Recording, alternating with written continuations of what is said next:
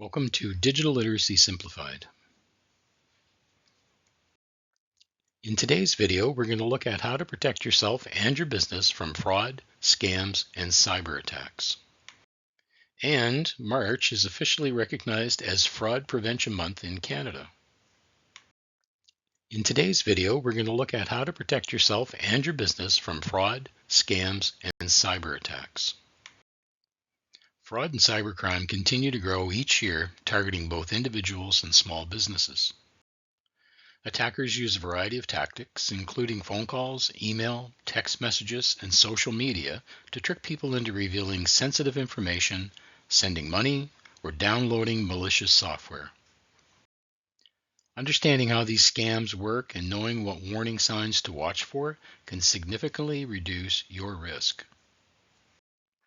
So let's take a look at some common types of fraud and cyber attacks.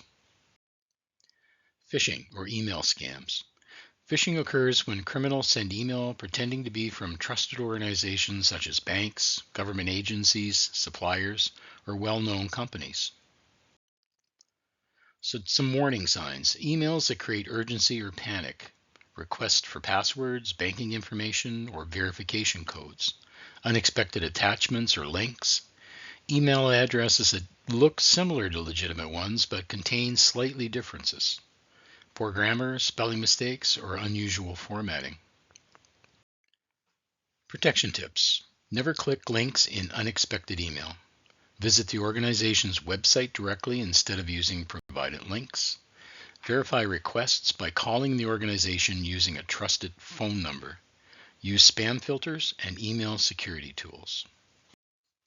Smishing or text messaging scams. Smishing uses text messages to trick victims into clicking malicious links or responding with personal information. Some warning signs. Messages claiming a package delivery problem, a bank account issue, or a prize or a refund. Shortened links like the examples here of bit.ly or tinyurl or similar small URLs. Request to reply with personal information. So protection tips. Don't click links from unknown text messages. Never provide personal information via text. Delete suspicious messages immediately.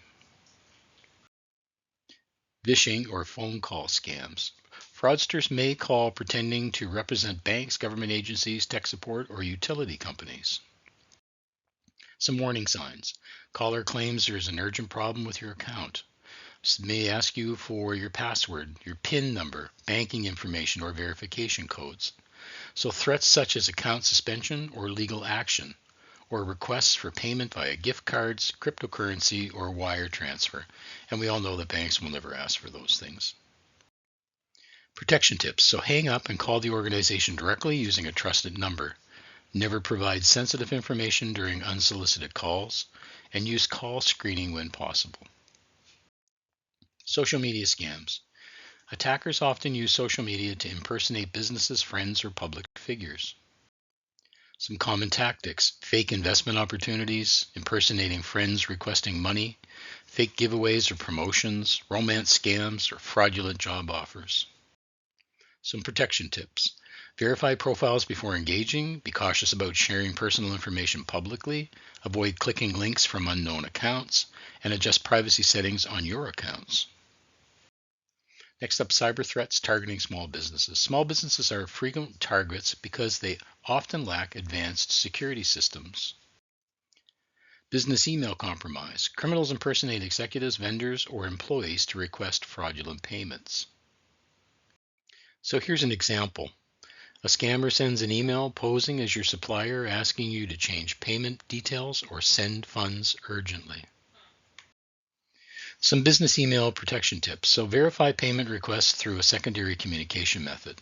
Implement dual approval for financial transactions, and train employees to recognize phishing email. Ransomware is a malicious software that locks your system or files until a payment is made. Some warning signs: suspicious email attachments, unexpected system slowdowns, pop-ups demanding payment, and some protection tips. Keep regular offline backups of important data. Update software and operating systems regularly. Use antivirus and endpoint protection tools. Some general security best practices. Use strong passwords. Create unique passwords for every account. Use passphrases instead of simple words. Consider using a password manager. Enable multi-factor authentication. So MFA adds an additional verification step, such as a code sent to your phone. Keep your software updated. Updates often contain security patches that protect against known vulnerabilities. Backup important data. Regular backups help recover information if ransomware or data loss occurs. Secure your Wi-Fi networks. Use strong encryption. Change default router passwords and hide your network if possible. How to respond if you suspect fraud. Stop communication immediately. Do not send money or provide information. Contact your financial institution right away. Change compromised or all passwords. Report the incident to appropriate authorities. And monitor accounts for unusual activity. So remember to stop, think, and verify. Fraudsters rely on creating panic and urgency to pressure victims into acting quickly. Pause and verify before acting. It's the easiest way to help you stop most scams. So what to do if you suspect fraud? So how to report in the U.S. If you believe you have encountered fraud, report it to the main U.S. fraud reporting agency, Federal Trade Commission. The FTC collects fraud reports and shares them with U.S. law enforcement agencies.